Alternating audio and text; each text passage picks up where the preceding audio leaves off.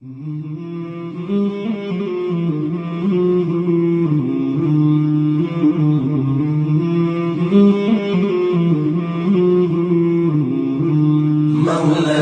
صل وسلم دائما أبدا على حبيبك خير الخلق كلهم. مولاي صل وسلم. لاک کے افکار کا تتمہ یا کنکلوژن. لاک ایک سیاسی فلسفی ہے جس نے تاریخ کے اس دور میں مغربی افکار کی ترجمانی کی جب وہ لوگ مذہب کو ترک کر کے دنیا پرستی کو اپنا رہے تھے. لاک نے اپنے فلسفے کے ذریعے یہ باور کروا دیا کہ عقل حسیات ہی وہ ذریعہ ہے جس کے توسط سے ہم حقیقت تک آگہی حاصل کر سکتے ہیں.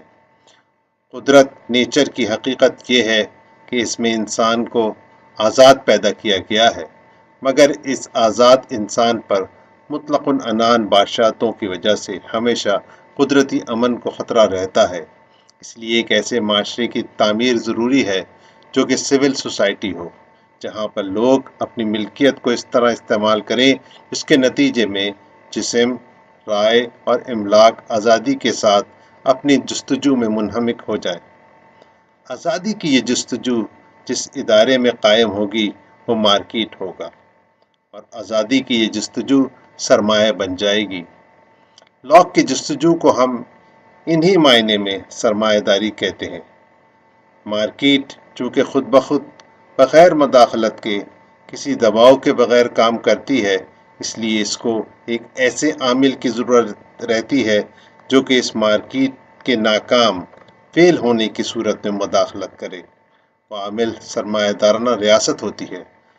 یہ ریاست ان آزاد افراد کی نمائندہ ریپریزنٹیٹیو ہوتی ہے، اور اس کی ذمہ داری ہوتی ہے کہ وہ سرمایہ کی حفاظت یعنی آزادی کو فروغ دے. مگر یہ نمائندہ جرنل ول کی پاسداری کرتے ہیں، نہ کہ ول آف آل کی پاسداری. یہ حکومت جب تک قائم رہتی ہے جب تک کہ سرمایہ دارانہ امن قائم رہے.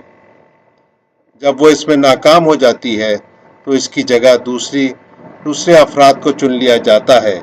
عوام جن کو شہری کہا جاتا ہے، ان کو یہ حق تو دیا جاتا ہے کہ وہ اپنے پسند کے نمائندے چن لیں، مگر کسی کو یہ حق نہیں دیا جاتا کہ وہ آزادی کے علاوہ کسی اور بنیاد پر اپنی رائے کا اظہار کر سکے، کیونکہ یہ تو قدرت نے ودیت کی ہے جس پر انسان کا اختیار نہیں ہے کہ اس کو تبدیل کر سکے.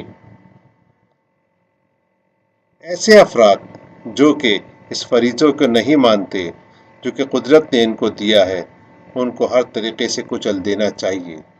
لاک نے اور اس کے بعد آنے والے مفکرین نے آزادی کو سرمایہ داری کے عقیدے کے طور پر قبول کیا ہے. اس عقیدے پر کاربن رہنے کے لیے بقول لاک کے سول سوسائٹی اور نمائندہ حکومت کی ضرورت ہوتی ہے.